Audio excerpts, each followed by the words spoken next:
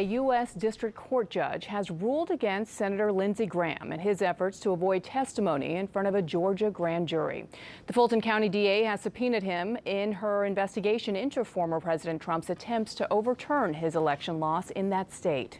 Just moments ago, the judge issued a 22-page ruling that reads in part, quote, "The court finds that the district attorney has shown extraordinary circumstances and a special need for Senator Graham's testimony."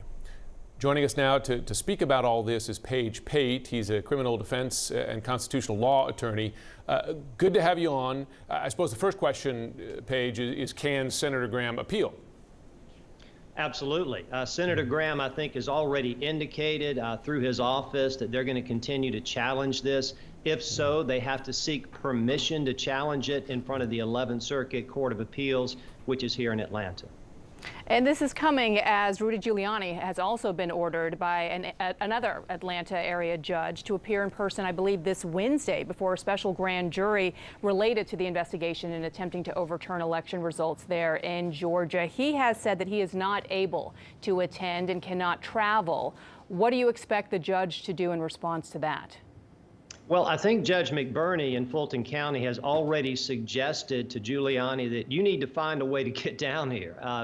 I think there's evidence that he's been able to travel to some extent, but regardless, the judge has already considered those arguments and said you're going to have to testify. If you can't fly, drive. If you can't drive, get on a train, whatever you need to do to get down here. But it's important to understand these are two completely separate challenges. Senator Graham went to federal court and relied on the Constitution in arguing that, hey, you can't call me in to testify because what I would be talking about would be privileged information as part of my legislative duties. That federal judge, Judge May, rejected that argument completely and said you've stepped outside of your role when you made these calls to the Secretary of State in Georgia.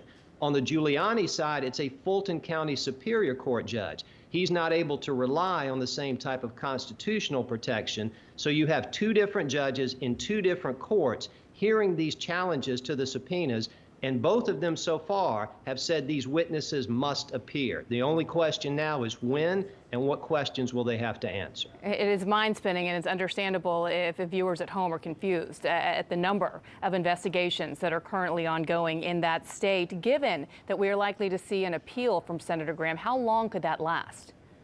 Well, that's up to the 11th Circuit. They could take it on an emergency basis, which is how Senator Graham filed the initial challenge in federal court. They could hear it very quickly, but it's likely that they would, if they accept the appeal, delay his testimony before the special grand jury and allow both sides to submit written arguments as to why their position is correct. It's an important issue, because if the special grand jury is allowed to ask Senator Graham about questions relating to what he talked about with former President Trump, then that could conceivably get into legislative matters. But it's also critically important because those conversations could be the basis for a conspiracy charge or a RICO charge here in Georgia. So it's a critical issue.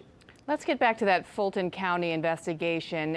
Your take on the speed at which Fani Willis's investigation is going at this point, because we should note that prior to that raid last week and that search at Mar-a-Lago, this was the investigation that many legal experts said the president should be most concerned about.